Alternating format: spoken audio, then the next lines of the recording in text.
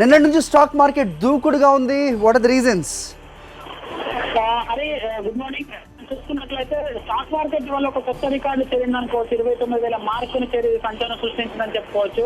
ఎందుకంటే గత దాదాపుగా 5 రోజుల నుంచి చూసుకున్నట్లయితే స్టాక్ మార్కెట్ లో పరుగుల వరద అనేది కనబడుతుంది. ఎందుకంటే ఆర్బీఐ వడ్డీ రేట్ల తగ్గింపు సంబంధించి తీసుకున్నటువంటి నిర్ణయము ఇటు అన్ని సెక్టార్లలో, ఇటు పారిశ్రామికంగా కావచ్చు, తర్వాత ఆటోమొబైల్, తర్వాత చాలా వరకు సెక్టార్లలో ఒక కొత్త ఊతం ఇచ్చిందని చెప్పుకోవచ్చు. దీంతో మన బ్యాంకులకు సంబంధించినటువంటి వడ్డీ రేట్ల దగ్గర నుంచి మొదలుకుంటే అన్ని రకాల రుణాలు చాలా సరళతరం కాబోతున్నాయి. తర్వాత ఆర్థికంగా భారత్ పరిపుష్టి చెందబోతోంది. సో 2015 నాటికల్లా 6.5% ఏదైతే ఎకానమీ వృద్ధి రేట్ అనుకున్నామో అది టార్గెట్ అచీవ్ అవుతుంది. చివరికి చైనా ఆర్థిక వృద్ధి రేటును కూడా భారత్ అధిగమిస్తుందని IMF, ఇంటర్నేషనల్ అంతర్జాతీయ ద్రవ్యనిధి కూడా చెప్పినటువంటి పరిస్థితులలో ఒక మంచి ఊపు అనేది కనబడుతుంది స్టాక్ మార్కెట్ లో. పెట్టుబడి పెట్టడానికి ఇన్వెస్టర్లు అందరూ కూడా ఉత్సాహం చూపడమే భారీ స్థాయిలో స్టాక్ మార్కెట్ ఇంతలా పెరగడానికి ప్రధాన కారణంగా కనబడుతుంది. హరి, ప్రధాని ఒబామా పర్యటన విషయమై కూడా పాజిటివ్ గా సంకేతాలు ఉన్నాయనుకోవచ్చా రాజ్?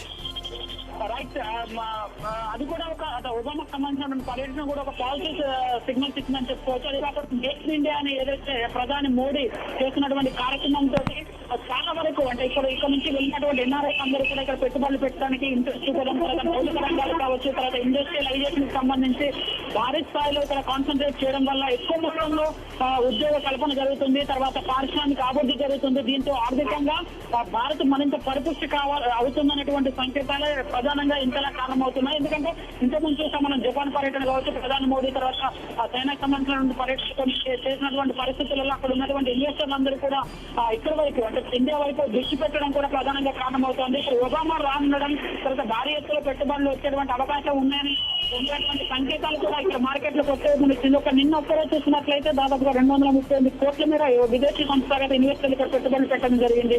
అంటే ఈ పరిణామాన్ని చూసుకున్నట్లయితే ఇంకా స్టాక్ మార్కెట్ మరో కొత్త రికార్డు ఈ వారంలోనే మరో కొత్త రికార్డు చేరేటువంటి అవకాశం కూడా కనబడుతుంది. ఇంకొక వైపు అంతర్జాతీయంగా ముడి చమురు ధరలు కూడా తగ్గుతుండడం కూడా కొంతమేర మార్కెట్ పాజిటివ్ కి రావడానికి ఇది ఒక ప్రధాన కారణంగా కనబడుతుంది. హరి, నిన్నటి నుంచి తగ్గకుండా పైకి ఎగబాగుతుండడం మనం చూస్తున్నాం. ఇదే ట్రెండ్ మరికొద్ది రోజులు కొనసాగే అవకాశం ఉందంటే రాజ్ కుమార్? ఖచ్చితంగా. అదే మనం చూసుకున్నట్లయితే వరుసగా 5 రోజుల నుంచి చూసుకున్నట్లయితే మార్కెట్ లో విపరీతంగా పెరుగుతున్నటువంటి పరిస్థితి ఉంది. అంటే ప్రారంభంలో కొంత ఒడిదుడుకులతో కనబడ్డ 2-3 రోజుల క్రితం, బట్ ఆర్బీఐ ఇచ్చినటువంటి ఏదైతే పాలసీ రివ్యూ ఉందో ఆ రివ్యూ అనేది బాగా మార్కెట్ల పైన ఒక కొంపలాగా పనిచేసి కృషి చేస్తుందని చెప్పుకోవచ్చు.